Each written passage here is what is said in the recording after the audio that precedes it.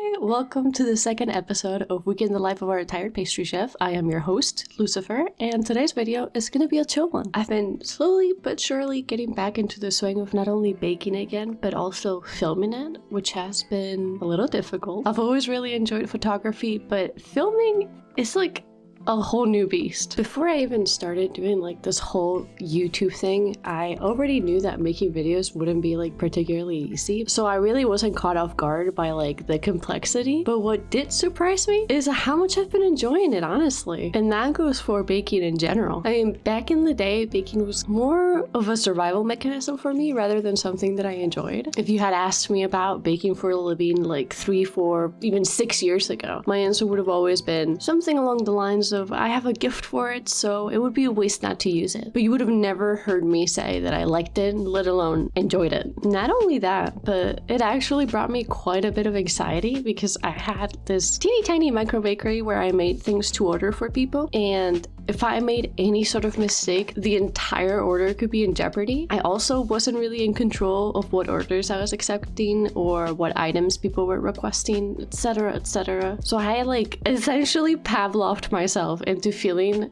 the most intense anxiety whenever I baked. So yeah, it's been quite the journey for me, and that's what makes recording these videos feel so surreal. Just seeing myself spend so much time and energy on something that used to make me miserable but now makes me genuinely happy is kind of crazy. As some farmer once said, it ain't much, but it's honest work. Rest in peace. So enough of my ramblings. We are starting on a Tuesday because Mondays are for planning and mentally preparing myself for everything that I want to do. And first things first, as it has become tradition in my house, I am making bagels because there's this scary woman living in my spare bedroom who may or may not be my sister that I fear will cut holes into my socks if I don't provide her with chocolate chip bagels. So pretty much all I did on this beautifully unholy day was make the dough and pop it in the fridge overnight. The next morning, the very first thing I did was brew some of my boba tea blend so it would be nice and cold in time for my daily boba intake. I messed around with the ratios for this tea for a very long time because there's this local tea shop that I really like. Alex and I used to go to like once or twice a week, every week for like multiple years, which in this day and age is a lot of money. My drink was I think around $8, so it was adding up a lot. And I said to myself, I could probably make this at home. And I was able to, but it did take me a long time to figure out how to like mimic that black tea flavor that you get from like boba shops. So the ratio that I use is 3 bags of Assam, 2 bags of Ceylon, and 1 bag of oolong tea. It's my perfect blend, personally.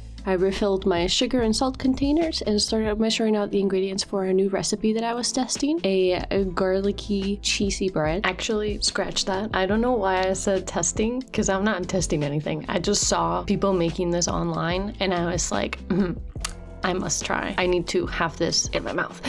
It's one of those breads where you like roll it out really thin and then spread garlic butter and then cover it with like mozzarella cheese, and then you cut it into squares, and then you put the squares standing up on your mold of choice and then like stack them sideways. Is that making any sense? It's like the thing you do with like the dominoes. No, that doesn't apply either. Anyway, you guys will see. And as soon as I got that dough going in the mixer, I started dividing and shaping the bagels. Okay, please tell me if this resonates with you in any way or if I'm just a weirdo, but does anybody else love monotonous tasks? God, that was difficult. My favorite part of making bagels is actually shaping them. I don't know why, because it's so repetitive, but like I'm just chilling, you know? I enjoy it a lot. Also, as you can see, the shaping technique I'm using is quite different from the one I have shown before. I'm still trying to work out how to get the perfect chocolate distribution without adding the chips throughout the dough as an inclusion, because like the chocolate on the surface always burns in the oven. Also, quite a bit of them melt away during the water bath if the chips are exposed. You will see later when I cut into them that the distribution is not perfect, but this is definitely a step up from how I was doing it before. And honestly, it doesn't really bother me that much at this point, but if any of you have any suggestions, please let me know. While those chunky chip cuties are proofing, I rolled out the dough for the garlic cheesy bread.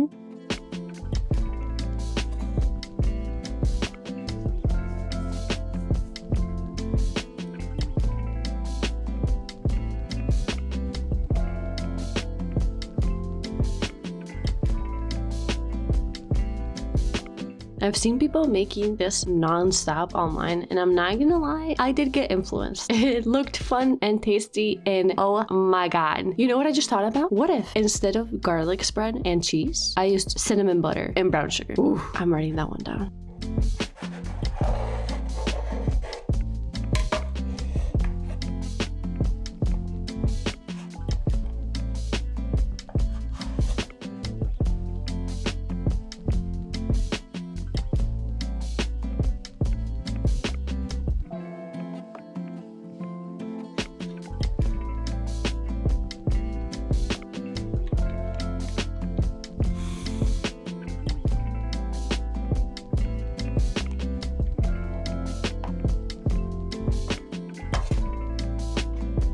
I ended up making 2 tiny loaves instead of 1 normal sized one because my uncle kindly donated a giant bag of mozzarella to the cause, and I told him that I would make him something with it. So, spoiler alert, he loved it.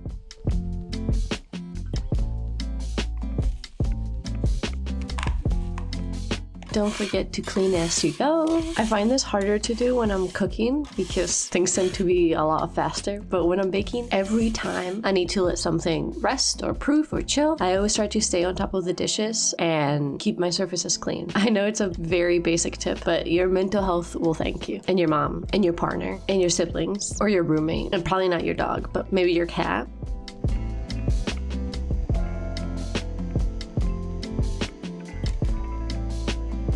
And finally, it was time to boil the bagels. I've been experimenting a lot with boiling times, and I have a confession to make. I prefer my bagels less chewy. I know, sacre bleu or whatever, but what can I say? I always toast them, so I'm not super into like the really tough bagels that turn into bricks after being toasted. But anyway, around this time, my house smelled strongly of baked goods. But since I baked the garlic bread right after the chocolate chip bagels, a perfume, if you will, was really giving mixed signals. So I don't know how I feel about that. Just watch out during your baking adventures, okay? Please be safe.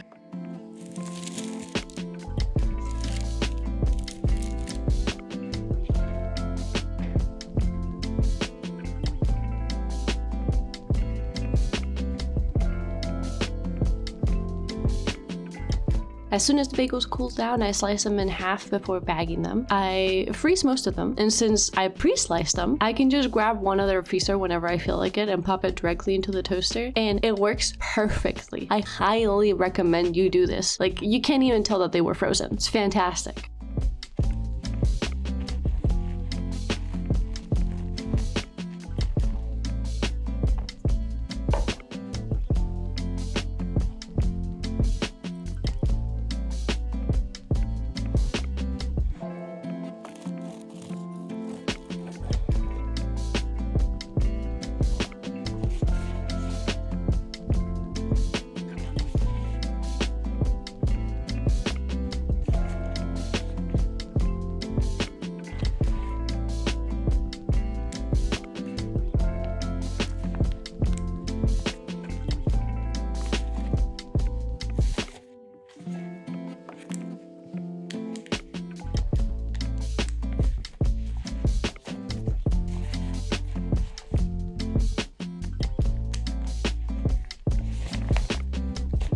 I took a little mental health break on Thursday, which was a terrible, terrible idea because it resulted in me doing some sort of like dough marathon, dough-rathon TM, if you will, on Friday.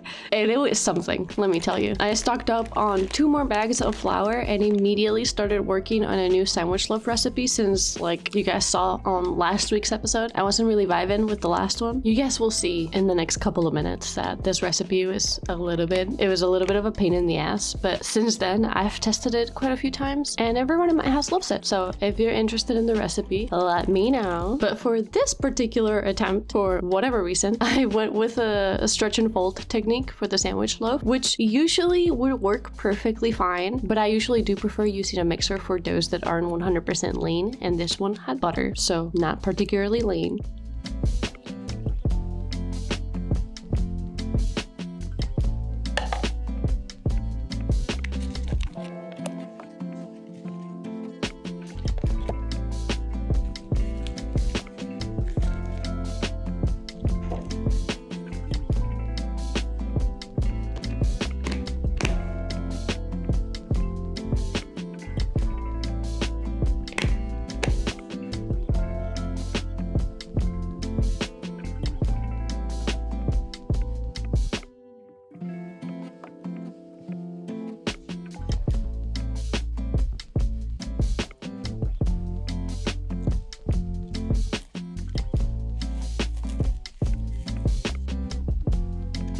After that, I got the autolist started for some pizza dough. If you make pizza and you don't do an autolist, you, sir/madam, are doing yourself a disservice. All you have to do is mix the flour and the water together first before adding the yeast or the salt or anything else, and let it rest for as long as you want, really. I usually do about an hour. This gives the flour the opportunity to hydrate and for the gluten to start forming, which makes the dough ridiculously stretchy and soft. I highly recommend. It made the whole pizza making experience a lot more streamlined.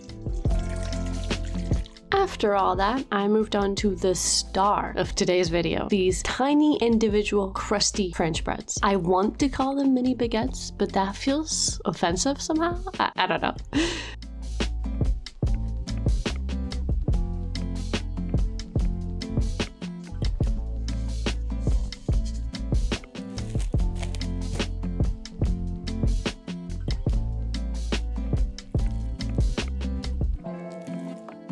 By this point, I realized that stretch and folds weren't really gonna work for the sandwich loaf, so I had to take a deep breath, roll up my big girl sleeves, and start kneading. Are you guys ready for a fun fact? The reason why stretch and folds as a technique works is because of time. Gluten doesn't only develop by kneading, it also develops on its own over time. As long as you're not using too much yeast, which I personally never do, you can let the dough rest while you sip your tea and watch on YouTube, and your gluten will in fact develop. Now we're back with the pizza. I added the rest of the ingredients to the autolist and did some magic until the oil got absorbed into the dough.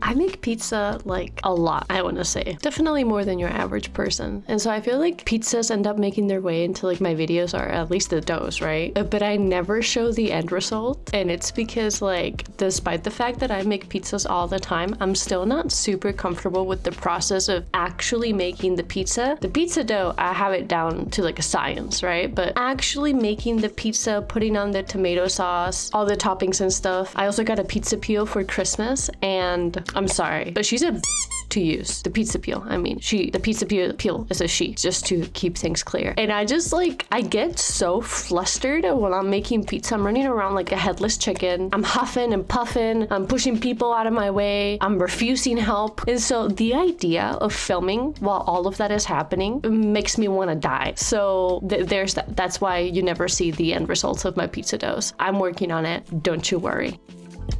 And then I did some stretch and folds on the French bread.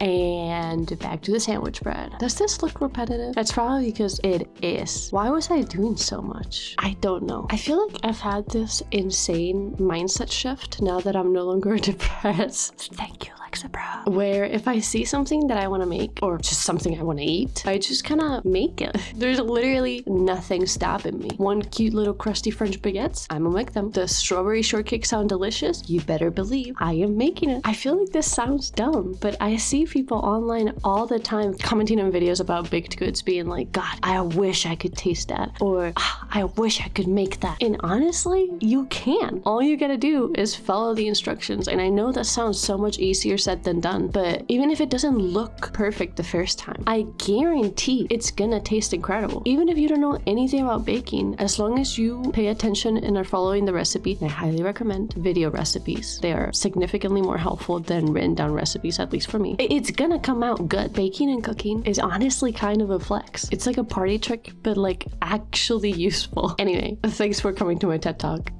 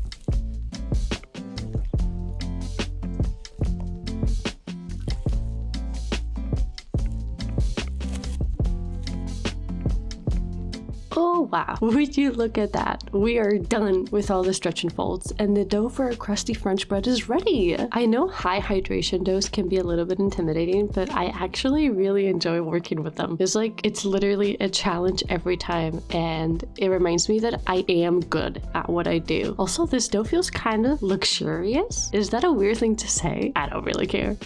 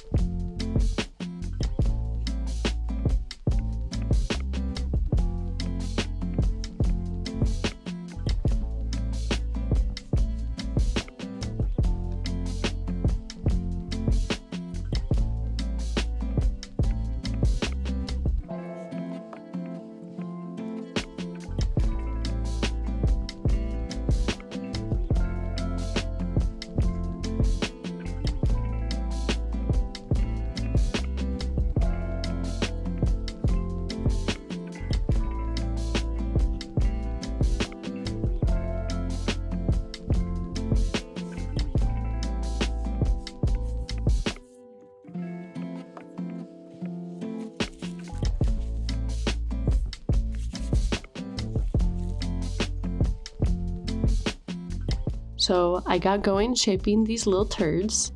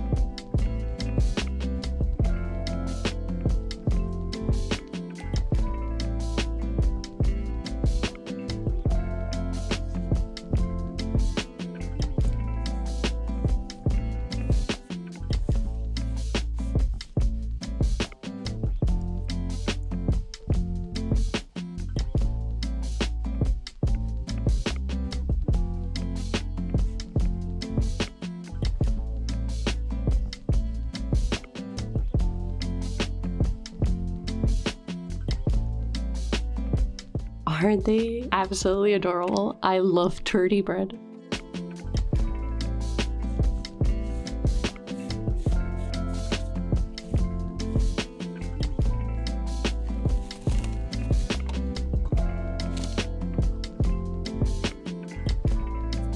And then I shaped our trouble child and hoped the oven would work its magic, which it did, even though I forgot to film it. I promise it did. I think it's so easy to get discouraged while baking. You'll convince yourself that something that you're making is not good because it doesn't look like it did in the video or in the pictures. But the most important thing, see it through. Bake the thing. 9 times out of 10, it will taste fantastic anyway. Don't be like those people on the Great British Baking Show who give up and throw their stuff in the trash. They always get eliminated. I'm serious though. It's not just about wasting ingredients or not seeing something through. And even if you finish baking the thing and it doesn't turn out good, take it as what it is, a learning experience. In my humble opinion, I am a better baker than your average baker, humbly, and I still mess up things all the time. At the end of the day, baking is a science. Chemical reactions are happening and most of us are not food chemists. So of course, things might not turn out the first time, and that's okay. Again, baking is a skill. You have to work at it to get better, and you have to fail to succeed. If you're serious about improving as a baker, I actually really highly recommend you keep a little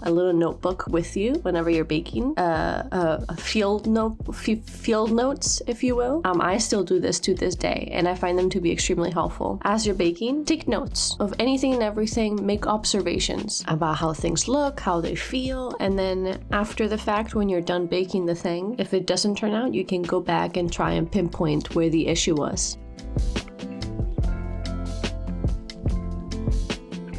This sandwich loaf was low-key driving me up a wall. It was sticky, it felt weird, and I know that it's because I added softened butter to the dough when I first mixed it in instead of like, I don't know, melting it or adding it after the first kneading, but I was following a recipe and it did turn out well at the end. So much so that I actually tried it again multiple times, revised the method, and is now my staple sandwich bread. And finally, the star of the show is ready. My gorgeous French turds, proofed to perfection, and I didn't even merge them with my scoring. I'm still working on my scoring skills, and they came out fantastic.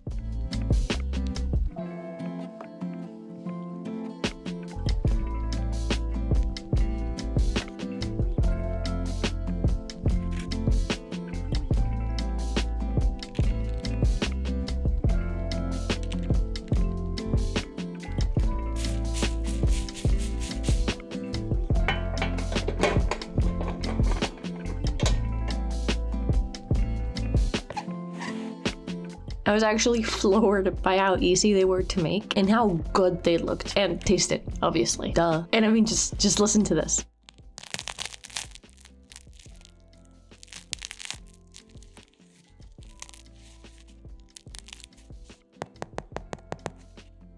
And they pretty much retained that level of crustiness till the next day. So these are officially added to my list of staples. I think they would be incredible if I want like a crusty bread sandwich. I need to make them a few more times to write down the foolproof recipe. And as soon as I have that done, I will post a video tutorial on how to make them. And that is it for this week's video. I hope you guys enjoyed it and feel inspired to bake at least a little bit. Don't forget to like, dislike, comment, subscribe, and all that jazz. And I will see you next week. Bye!